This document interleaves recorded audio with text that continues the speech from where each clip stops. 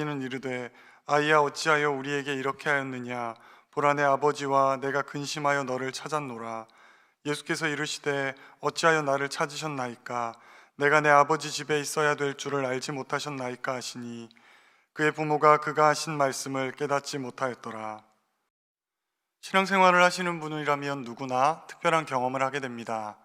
하나님을 처음 만났을 때, 아니면 모태신앙으로 살아가다가 인격적으로 하나님을 만났을 때, 그 하나님과의 만남은 신앙인이라면 누구에게나 특별한 경험으로 기억되어집니다. 그리고 이러한 특별한 경험은 우리의 신앙에도 분명 유익을 주는 것은 분명합니다. 하지만 이런 특별한 경험이 우리의 믿음을 보장한다거나 우리의 믿음을 성장시켜 주지는 않는 것 같습니다.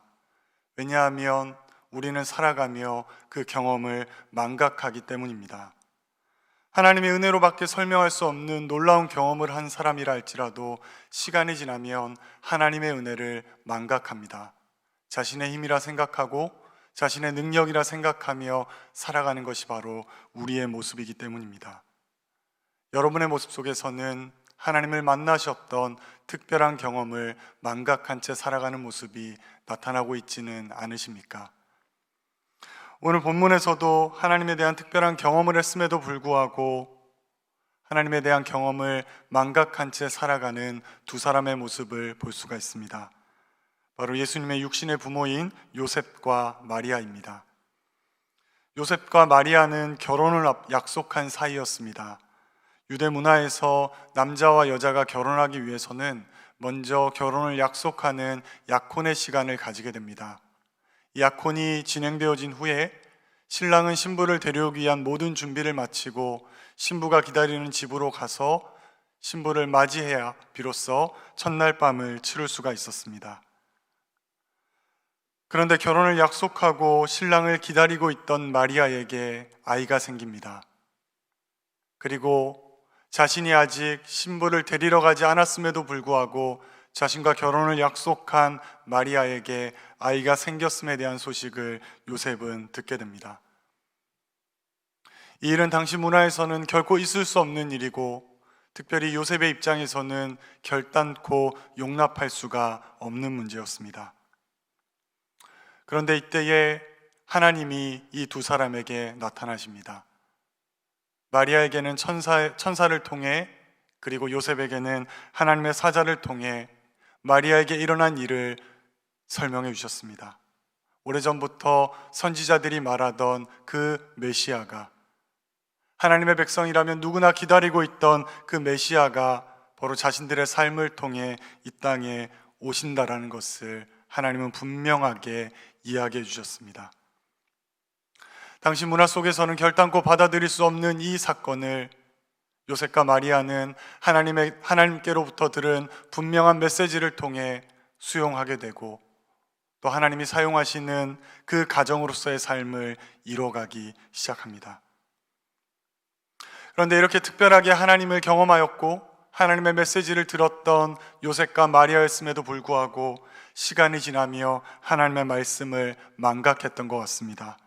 본문 48절을 보면 그의 부모가 보고 놀라며 그의 어머니는 이르되 아이야 어찌하여 우리에게 이렇게 하였느냐 보라 내 아버지와 내가 근심하여 너를 찾았노라 해서 알 수 있듯이 요셉과 마리아에게 예수님은 자신들의 자녀 중 하나로 인식되고 있었던 것입니다.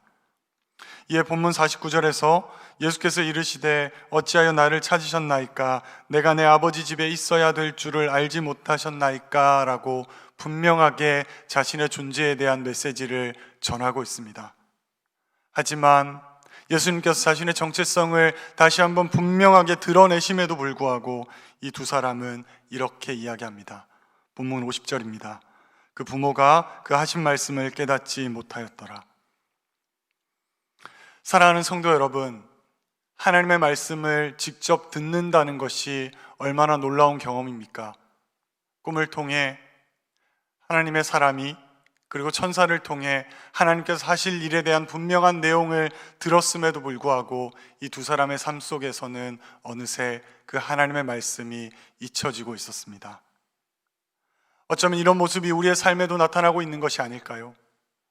예수 그리스도를 믿음으로 고백하지만 예수님이 이 땅에 오시고 십자가에 달리시고 죽으시다 부활하심을 우리가 들어 알고 있지만 그것이 우리의 삶 속에 얼마나 인식되고 있는지를 생각해 보아야 한다는 것입니다.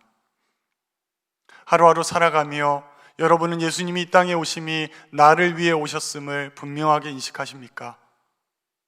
그리고 그가 십자가에 달리시고 부활하심이 저와 여러분을 위해 보여주신 그리고 살아내신 삶이라는 것을 분명하게 인식하십니까? 어쩌면 이 땅에 오신 예수님보다 내가 낳은 자녀가 더 소중하게 여겨지지 않으십니까?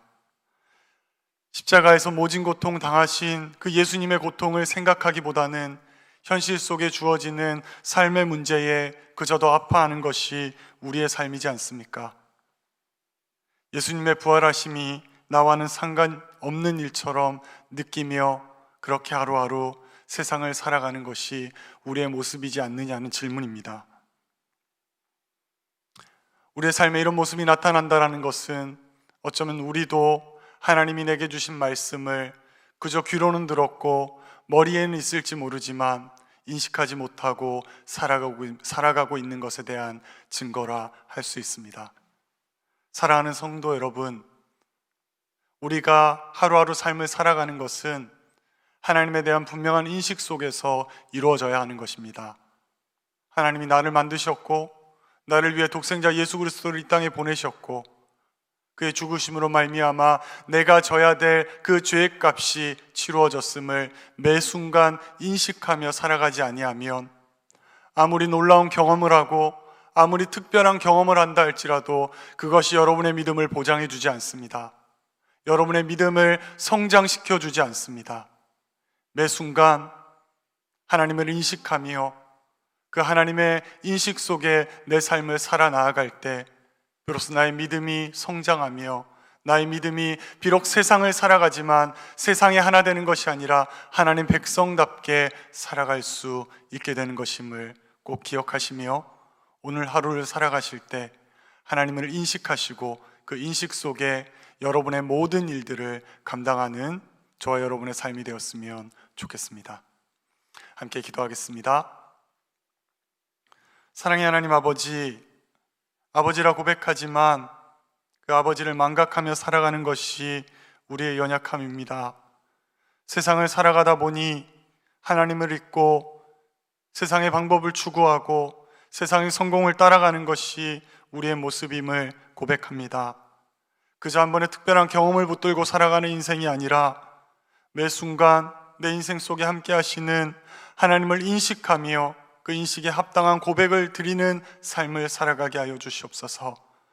나의 힘으로 감당할 수 없사오니 하나님 내 인생 속에 역사하시어서 하나님이 내 인생 속에 함께 하심을 분명히 드러내어 주시어서 하나님 바라보며 그 하나님을 늘 인식하며 살아가는 우리들의 삶이 되게 하여 주시옵소서. 예수님의 이름으로 기도드립니다. 아멘.